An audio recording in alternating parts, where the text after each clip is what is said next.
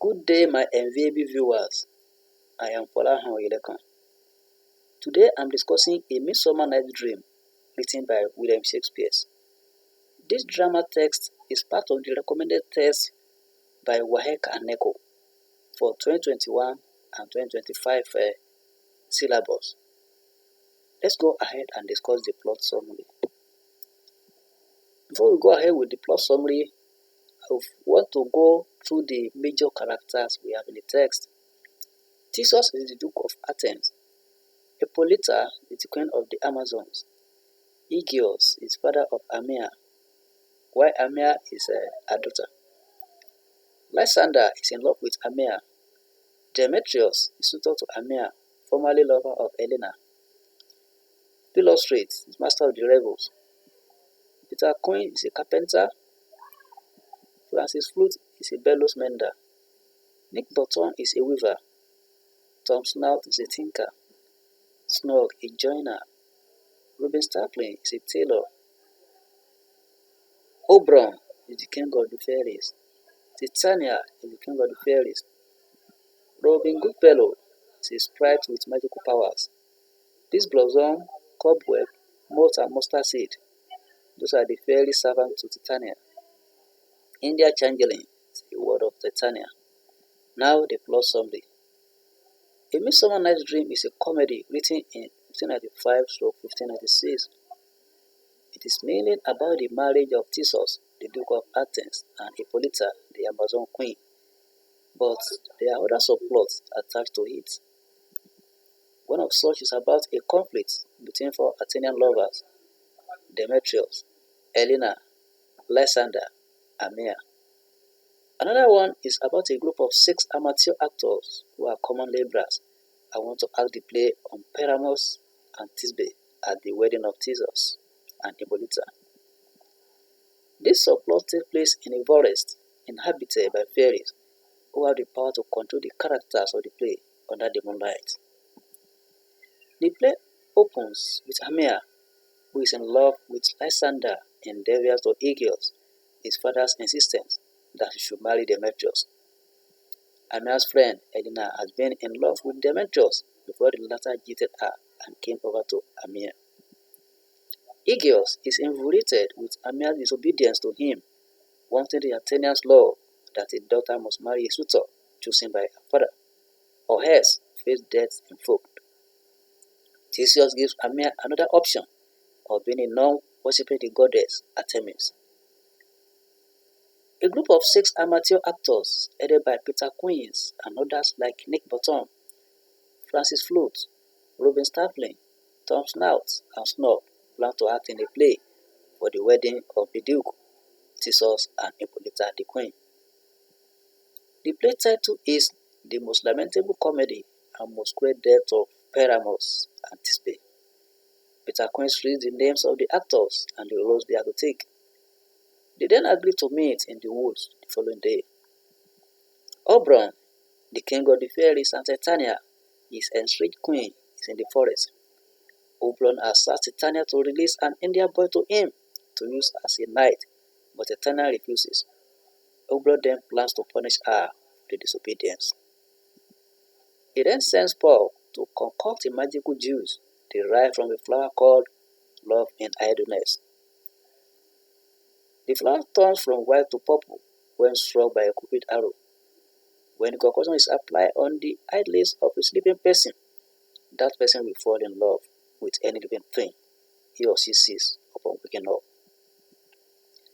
His plan is to put it on Titania's eyelids so that she will fall in love with an animal in the forest, so that she will be forced to release the boy to him.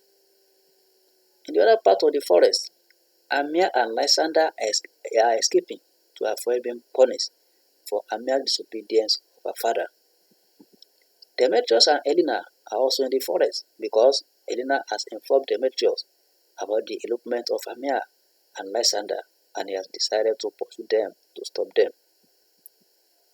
Helena also follows Demetrius, still promising her love for him. Demetrius continues throwing insults at her, telling her he doesn't love her. Oberon is moved by the conversation between Demetrius and Helena and orders Paul to look for an Athenian young man in the forest and apply the jewels on his eyelids as a punishment for insulting Helena. Puck mistakenly applies it on sleeping Lysander instead of Demetrius. Helena discovers Lysander and wakes him. He immediately falls in love with Helena. When Lysander promises his love for Helena, she thinks Lysander is playing a trick on her, runs away, and Lysander follows her. Amir, who slept a distance away from Lysander, discovers that he has gone. She also goes into the forest looking for him. Oberon sees Demetrius following Amir. He then sends Puck when Demetrius sleeps to look for Helena and apply the jewels on Demetrius' eyelids. When he wakes up, he is also in love with Helena. She now believes that both Demetrius and Lysander are mocking her, that they don't really love her. When Amir also finds Lysander, he denies ever loved her, but Helena. Amir then accuses Helena of hijacking Lysander from her, while Helena also believes that Amir joins the men to mock her. Amir wants to attack Helena, but the men prevent it, and Lysander insults Amir to leave. Demetrius and Lysander go to fight, and Amir follows them to make sure Lysander is not hurt or killed while Helena goes away. Oberon orders Puck to prevent Lysander and Demetrius from catching up with one another and remove the charm from Lysander so that he will love Amir and Demetrius will love Helena. The actors, led by queens, are in the forest for the rehearsal of the play as agreed. They are very close to Titania's bower, but moves aside from his colleagues and is spotted by Puck, who changes his head to that of a donkey. When he returns to his colleagues, they run away. Button doesn't understand why they are running away, decides to wait and start singing. It is this song that wakes Titania, who has already been charmed with the love potion. She wakes up and falls in love with the ass-headed Bottom. This incident leads to how the India boy is released to Oberon. Oberon achieves his goal of having the India boy in his custody. He orders Puck to restore Bottom's head. Puck prevents Demetrius and Lysander from fighting as he mimics their voices, hence they are confused and set apart. The lovers are asleep in different parts of the forest. Puck then puts the love potion on Lysander's eyelid. He loves Amir again. The lovers are found sleeping in the forest and are woken up. As it is now, Demetrius doesn't love Amir again. This overrules Aegeus' demand. Theseus then arranges a group wedding for them.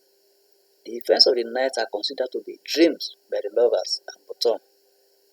Queens and his colleagues are worried about Bottom and the part he's going to act in the play. Queen says he's the only one that can act the role perfectly. Bottom then bursts and they get themselves ready for the play. Let me take that one again. Let me take it again. Queens and his colleagues are worried about Bottom and the part he's going to act in the play. Queen says he's the only one that can act the role perfectly.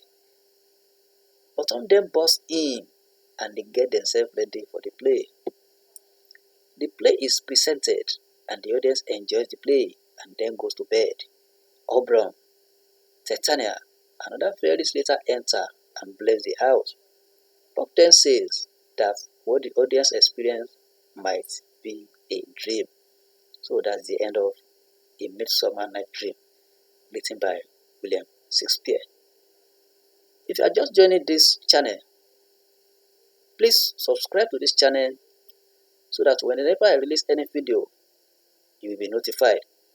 And you have a lot to gain on this channel, especially on literature and English. Thank you and God bless.